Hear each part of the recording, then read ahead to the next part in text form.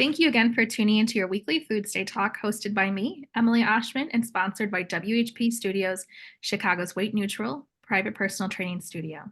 Visit the link in our bios or website to sign up for a free nutrition or fitness consultation. Today we have myself, Emily Oshman, registered dietitian, Will Harlow, sports coach and certified personal trainer, and Jenille Ramos, certified integrative health coach. Happy Foods Day, you guys. How are you Hey doing today? everybody. Hey everybody, happy Foods Day. Happy Foods Day. I'm doing great. Yeah.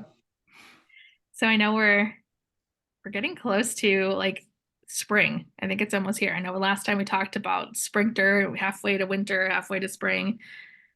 How are you feeling stress-wise after especially after daylight savings time a couple weeks ago? Not too bad, actually. It was actually it's interesting how that fluctuation of time can really disjoint some things. Like you're just, your body's not ready. Or like yesterday was funny because I looked outside and I was feeling like I was ready to, call it in, and it's still daylight. It's like 6 o'clock and I'm like, oh, well, maybe I could do something else in this moment. So yeah, it's kind of fun, but not. Yeah, I know I did a poll on my Instagram and like 95% of people are like, yeah, I'm feeling it. I feel awful. It's just amazing how it impacts us. Yeah, and then the weather, just the changing of the temperature is, especially here in like the Midwest and Chicago, like it's windy. It was very windy this morning. I rode my bike to get some cryotherapy done, and I'm pedaling. I'm not going very far, and it's just like it's up and down. It's 60 degrees, 70 degrees, and now it's 20 and 30, and Mhm. my little radishes are poking up through the soil, but hopefully it's not too cold, for them. And so Yeah. it Uh, is. And then it is. But spring break is coming. Spring break is coming for a lot of schools. So that's a silver lining, I guess we can look at. Absolutely.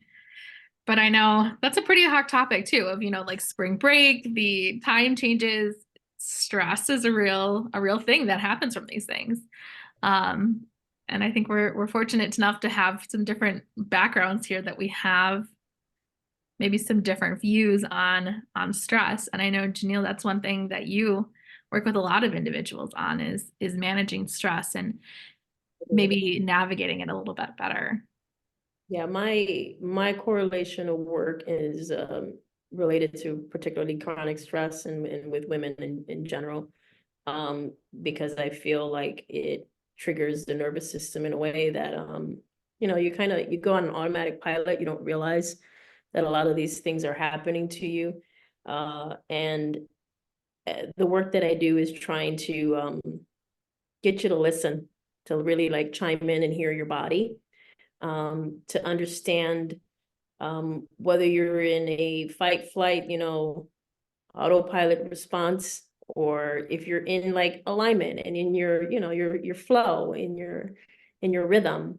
They could easily look the same sometimes, because autopilot can be very deceiving. I think that's what we're relating to, like daylight savings time. You're going in this motion and you're constant, and you don't know when you're supposed to pause and take a break and really like pay attention, like where is my body system at this moment. And some of the triggers and some of the cues are just your reaction to like, what are your sleep levels looking at, what is your energy levels looking at. Sometimes even the food that you're putting into your body, it's easily to just say, I don't care at this moment. I'm just not going to even pay attention to what I ate. And I feel like those are even social interactions sometimes is what I found with clients. Like those are the small cues to take back and say, what am I doing to actually manage my stress? Because you have to manage it to a certain degree. It doesn't just go away on its own. That would be great, but we don't live in that world. That's not real. So yeah, I think I think I've said this before as well. It's like I do different things. One is meditation. Absolutely love it. I'm a diehard for it. I do watch what I eat in different ways. That's one of my cues. And then my exercise routine constantly, you know, I like to stay within a certain realm. None of these things do I do to an extremity. Everything is about just trying to be in harmony and balance. And then I do a lot of breath work as well. And always just checking where I'm at so that, you know, I think there's a better sense of happiness that comes forward when the body's able to like manage stress. And, you know, you get into cortisol levels, blood sugar, like it becomes a thing. It really does impact health in a way that we pay attention to it, but we don't give it enough insight. Yeah. And I like how you mentioned the balance. I know we've talked about in the past of, over, when we rely on something too much, whether it be food or activity, that we kind of gets things a little bit disordered and it leads us down a path that we don't necessarily want to be in. Yeah, and from my personal experience, and from I'm sure a lot of people's personal experience, we create this stress. Like we create this stress for ourselves, and our coping mechanisms, or our the underlying issues, the underlying mental issues and mental health issues, kind of lead to the triggers that are happening right in front of you. Like, oh, the kids, I gotta go leave work to go pick up the kid at school or something, or I gotta, this person that I'm working with is missing the point, and then I have to reconnect with, I have to focus back in on this. And you kind of create this stress around that versus trying to be the calm eye of the storm in the middle, and letting things happen around you. Because things are going to happen around you, and that's just life, and we have to find ways to deal with that and handle that and make it work for us. And with exercise, an interesting thing that I think a lot of people say, and I hear a lot in my sessions with a lot of my clients, is, oh, I love coming to the gym. It's my therapy. The gym is my therapy session. And it's like, this goes back to some of the talks that I've had with different professionals in the eating disorder world and just mental health world. That attitude of using exercise, of using working out as therapy for your stress is a little problematic. Because on one side, if you use it as your stress and you don't work out, or you miss your workout because you get too busy, now that stress is going to go way up. Like, oh, I missed my workout, I got to go get the next one in. It's got to be really intense. It's got to be really hard because I got to make up for it, right? And then the other side, if you are working out extremely consistently, maybe even too much, overtraining, and you're still stressed, where's the success? Where's your success coming from? And it's either going to be a complete reversal of where you just completely burn out and stop exercising and staying consistent, or you double down on it and now you're clearly into overtraining territory. And so,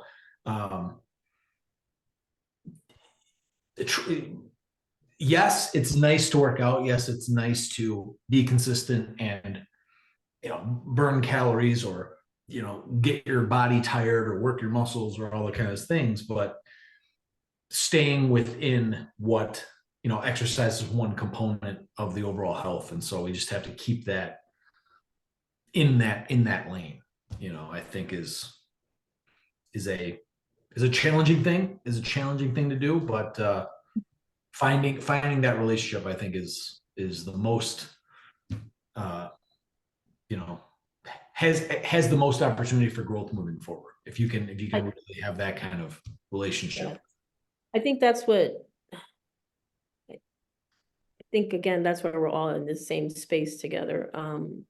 Because we keep always, I think the underlying theme, or the overshadowing theme is always going to be balance, right? But in relationship to what you're saying, well, it's like you mentioned triggers, which I appreciate that word, because that's a word that I often feel that people are afraid of. It sort of like has this very negative context of like trigger, and it's like, no, that's just your body literally speaking, right? Yeah. It's Yeah. its way to communicate, to tell you, pay attention. Pay You attention. know, there's something that you should be doing in this moment that is not what you're currently about to do. Like you are being activated. And so by taking a moment to channel in and see that, and that's kind of like the work that we're all involved in. You know, me, I'm doing it from trying to help you cue in and reach and connect with your nervous system, your energy system. You know, I think with WHP, how we're trying to do it there is that, you know, the fact that we're not weighing you, we're not going through these whole aspects of like, oh, let's go in and crush it. Like the fact that that's not even, you don't even come in with that. You're coming in with, how do you want to work out? What feels right for you? It's creating that sense of balance as well. And with Emily, I'm sure as well as a dietitian, like I love your approach towards food. Like you're you know, like you're so chill about it. I Which try is, to get the BS out of it, is really what it is. and why, I mean, for me, like what I I would like to know on a personal level from you, like why is that your route in terms of just getting the BS out of it? Yeah, I guess such a complicated answer. And I think it comes from few different reasonings. And, just because we get kind of like exercise, we get so fixated on food and what it does to us and, how it's impacting us. And suddenly now it's causing this condition, even if there's like just a tiny bit of evidence. Um, but it's something that becomes very obsessive because we feel it's something that we have control over. I control what I eat. I control what I have in my house. Um, so it becomes a sense of control. However, for a lot of people, we find something that works with us and we want to share it with the world. And a lot of times that's where that BS comes in of like, I think we were talking about the oatmeal and the water and the lemon juice.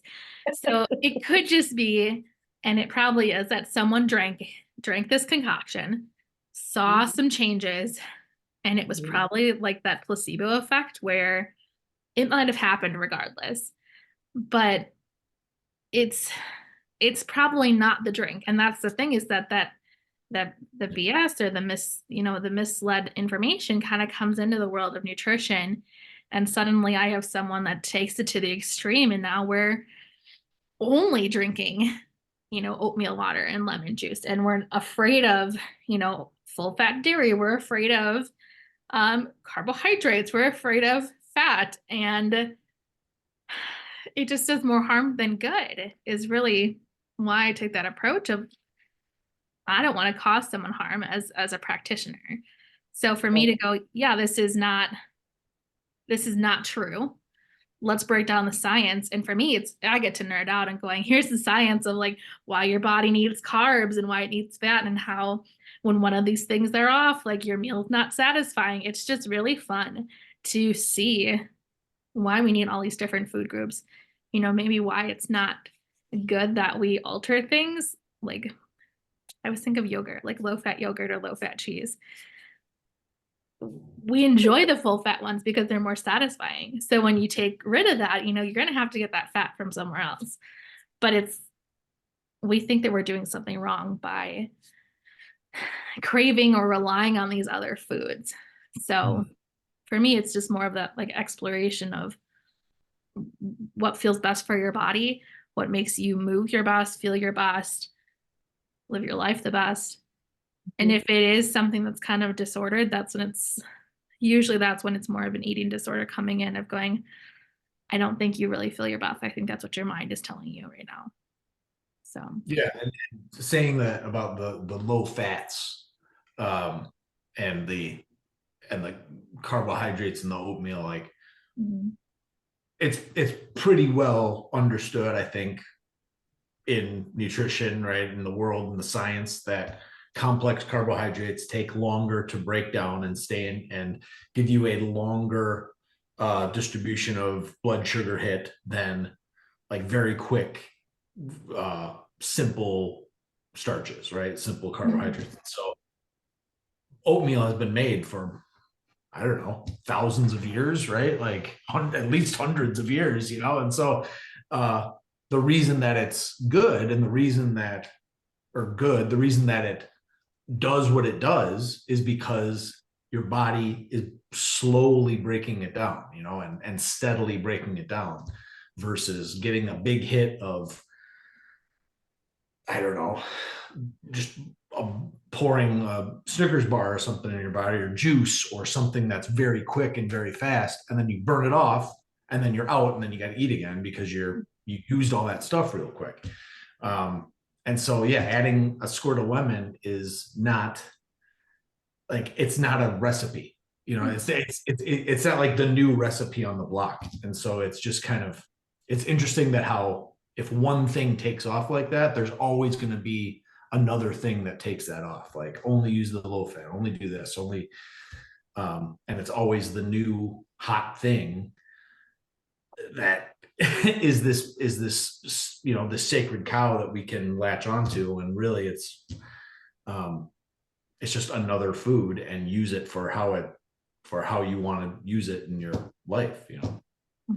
I think the underlying theme that you're both saying is that find what works for you, but finding what works for you means, you got to try out a couple of things.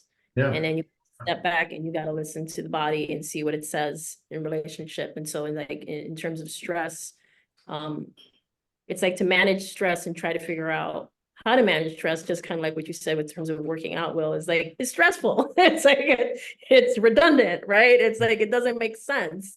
So how are you supposed to actually get there? One of the things that I feel is that I sound like a broken record. It's like, you have to literally take a pause and listen to the response that your body has in relationship to the action that you're currently taking.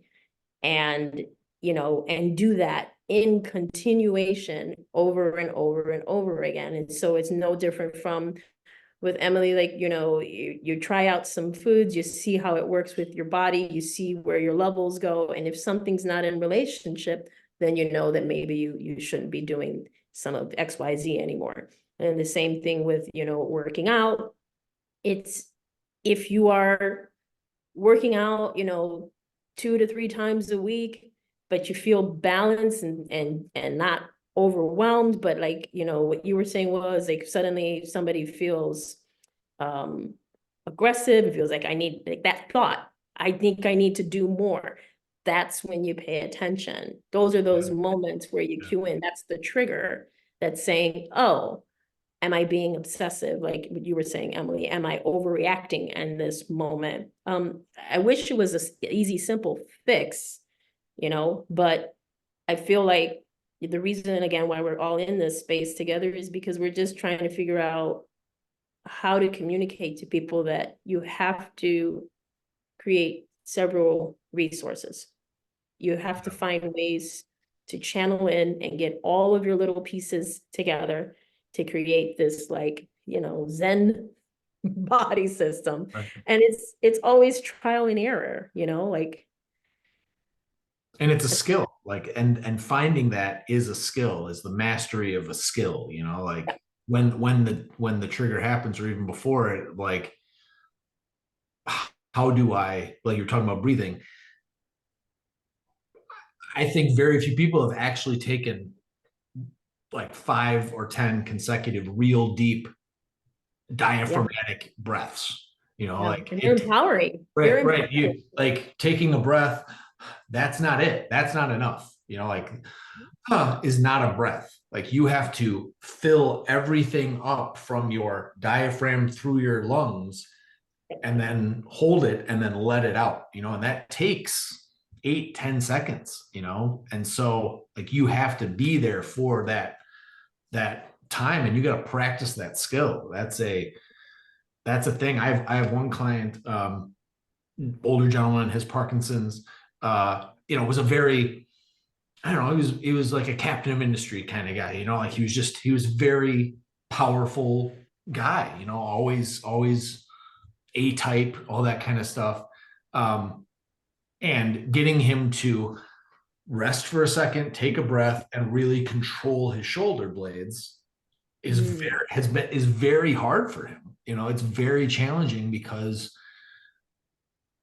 for exercise, he thinks, oh, I should be exercising. You know, I should be doing a move as heavy as I can, as strong as I can every time. And just having him learn that skill of, we will do that eventually, sure. But to get to that point, to unlock the, you know, overactive muscles that you have, so that to allow you to get into the other muscles that are underactive, you're going to need to get a lot more oxygen in your body so that those muscles are cued to relax. And that's a skill. And so that's interesting. That's an interesting part of. I love that you said oxygen, because that's like an underrated. Yeah. Right? Like the idea that your muscles need oxygen is never the thought process in terms of like health and wellness and how your body system is going to react in relationship to that. And so just that stretching, or just that breathing, and just that opening up.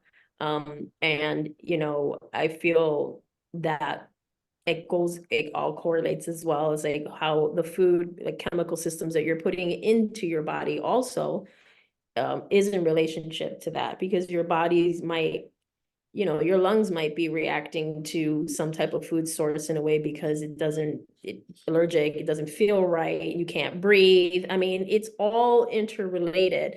And I feel like I don't want to put it out there in a way that makes you feel like, oh my God, this is so overwhelming, I'm never going to figure it out. Right. You know, that's not what should be heard in all of this. It's more about going back to what you said in terms of triggers. Like, if you really want to, like, you know, reduce your stress in general, like try to just take a minute to step back. We're talking about spring break, right?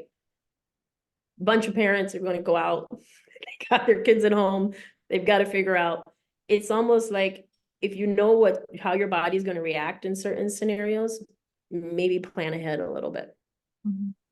Take some steps to, you know, create some systems beforehand, so that you're not in the moment of it. I think the hardest part about trying to manage stress is when you're actually in it and you're unaware. You know, it's like you kind of have to get ahead of the wheel a little bit. Yeah. Right. Yeah. I mean, like, I've never been a good sleeper. I've just never been able to sleep as well as I've wanted to, you know? And it's something that I'm always like researching about, like, what should I do? What's this? What kind of routine can I get in? Should I take melatonin? Should I take this? Should I take this drug? You know, and it's like, over the last few months, you know, with mental health therapy, I've been able to find skills, you know, that allows me to get over that trigger, or allow, you know, that allows me to support myself before I hit that trigger, of having, you know, a little routine when I wake up, a little routine when I go to sleep, of, you know, we're in a very digital world. That's a big part of it for me. And so you got to like let it go for a while so that you can calm down. And then you have to, I found that like actually taking a pen and writing down like a list, or writing down everything, of having that physical connection is like a really important skill and a really important routine that we tend not to do. You know, we tend to take all of our notes on our phone, you know, and when you wake up, try not to get right on the digital device, you know, like try to have another little tactile moment. Yeah, so like that routine and that skill that you were talking about, it's that's how it's helped me and I hope it can help other people. I'm not an expert in any of that stuff. And so, maybe if we can find an expert on those kind of somatic and, somatic stress and body stress kind of Well, things, it's that'd actually be funny. awesome. That's part of the work. There you I'm go. working with someone that does somatic work Yeah. currently. And so like, Tuesdays and Thursdays, I go and I meditate for an hour. Hmm. An actual hour. I never thought in a million years I could Yeah. sit and meditate for an Yeah. hour. I started with Deepak, I needed noise. And the reason being is I was the same. I haven't slept and I don't know, God knows when. I've been an insomniac for most of my life. But what I've really come to and that in itself, stress, as you both know, I had Bell's palsy like 2.5 months ago, right? Stress related. And all being said is that I started to understand how overwhelmed my nervous system was. Mm. So then I went to seek out a different alternative because I was, eating better, exercising, meditating like 20 minutes. I was doing transcendental meditation, but there was still something. Yeah. And so when I found this person, then it became this thing where I was like, whoa, I'm purging, I'm clearing energy. I sleep now. I don't know what this even means to me. Yeah. Like, Yeah. I am sleeping for the first time, like since I can remember. And now it's like, oh, this is what it's supposed to feel like.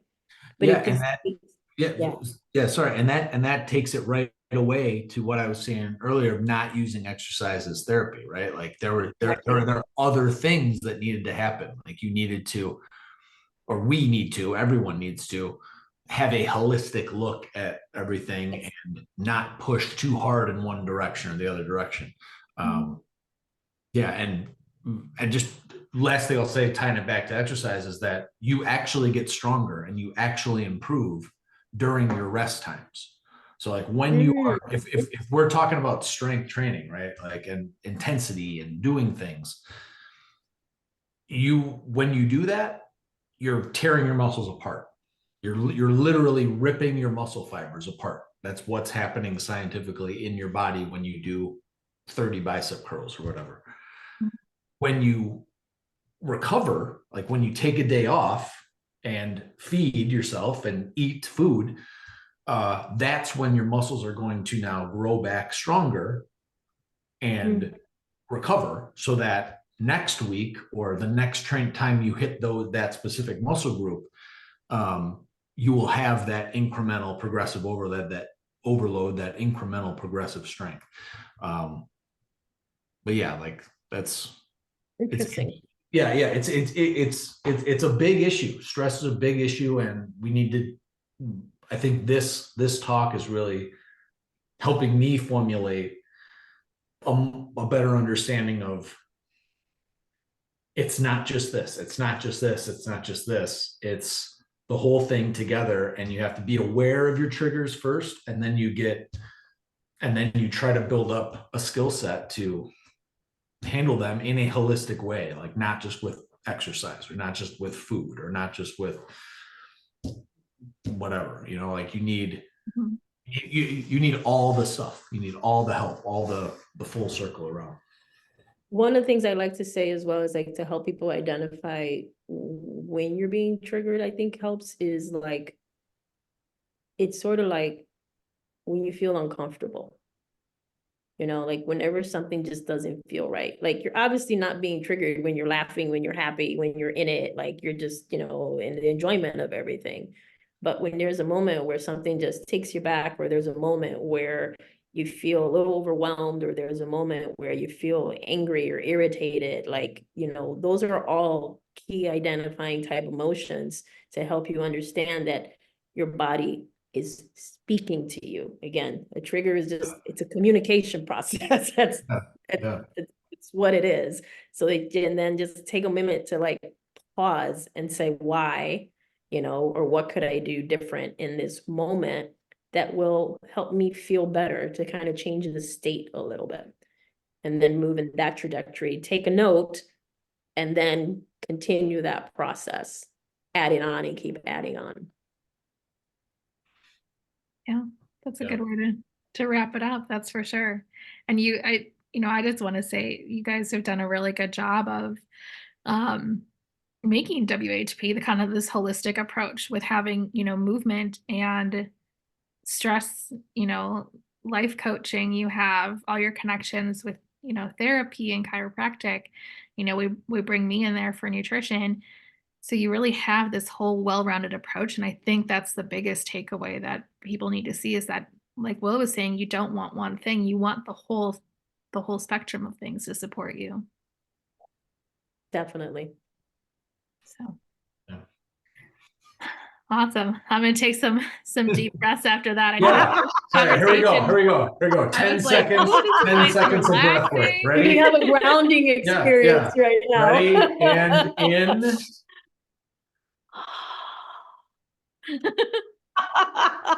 And out. Look at We're Will, clearly he's on killing different it. There it is. That's how long it Killing it. takes. That's how long it takes. That's a full breath in and out. That's like 10 to 20 seconds, and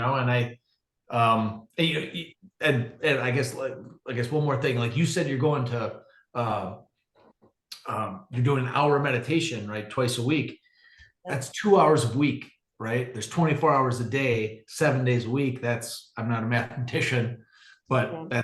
that's all those hours. If you can find a couple of hours a week to focus Really in on can. something for yourself, You yeah, really can. it's important. It's important.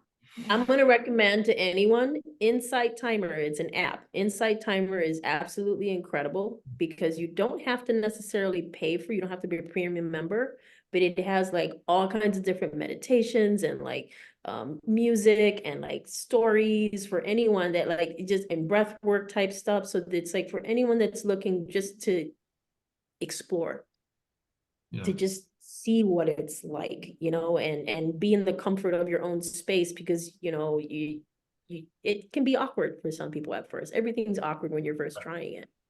But Right. Insight Timer, great app. Yeah. Springtime stress. Springtime stress.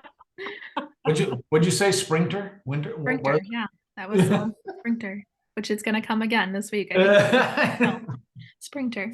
So happy Sprinter, everybody. Yeah, happy sprinter, everybody. Happy Sprinter. Foods Day. Happy Foods Day. We'll talk to you next time. Bye-bye. Bye-bye. Mm.